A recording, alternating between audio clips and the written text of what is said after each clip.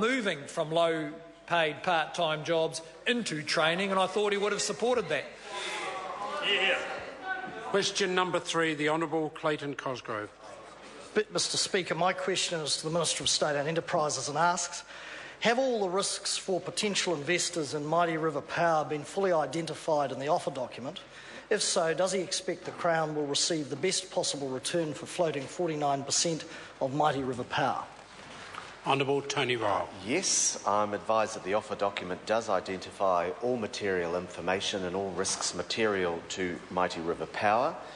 Yes, the Crown expects to get optimum value within our set of stated objectives, including widespread New Zealand ownership. The float of Mighty River Power remains on track and is part of our wider economic plan to help control debt and to invest in important future infrastructure.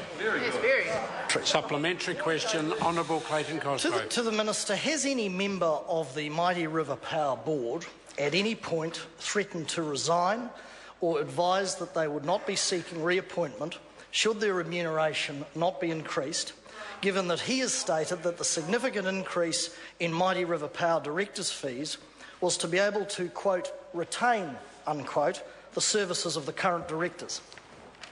Honourable Tony Ryle. Mr Speaker, no director indicated that, but this government is determined to make sure that we have a good quality board on Mighty River Power, a board that will help lead the stewardship of this company, which will effectively be the 4th or 5th biggest company on the New Zealand Stock Exchange.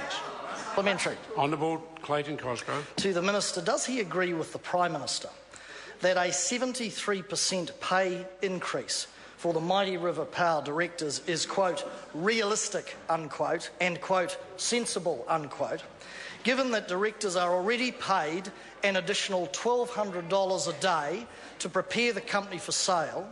And if so, does he also agree with the Prime Minister that the government cannot afford to increase the $14.50 an hour pay rate for aged carers and the people that clean the Prime Minister's office? Honourable Tony Ryle. Mr Speaker, I always agree with the Prime Minister. The Mighty River Power directors have received and are going to receive an increase in their fee because of the extra work, substantial extra work that will be required becoming directors of a publicly listed company. It certainly is very, very comparable with the $115,000 a year that the Contact Energy directors get, and also the fee paid to the directors of Trustpower, which is a much smaller company. The member may be wanting to talk down the prospects of this company. This government does not want to. Supplementary question, Honourable Clayton Cosgrove. Why, according to the Mighty River Power offer document, will the joint lead managers, Goldman Sachs, Macquarie and First NZ Capital, in addition to their base fees of $666,666, be paid 0.4% commission to sell shares to New Zealand institutional investors, yet 0.4%, and yet will be paid 0.8%, double the amount in commission, to sell shares to institutional investors outside New Zealand? Wow. Honourable Tony Ryle. Mr Speaker, it's not unusual to have a fee structure that reflects the relative responsibilities of the people participating. But at the end of all of this process, the government's made it absolutely clear that 85 to 90% of this company will remain in New Zealand ownership.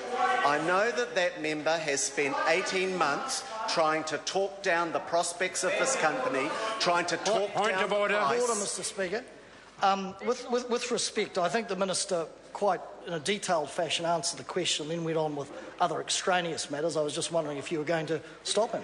No, I assumed the member was interested in the answer, but if the member is now absolutely satisfied with the answer, we will move to the next supplementary. Order, Mr Speaker.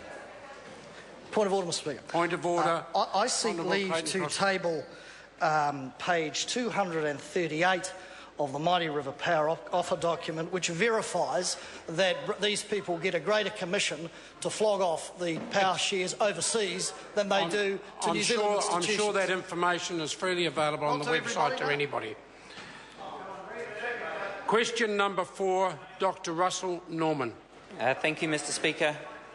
My question is to the Prime Minister.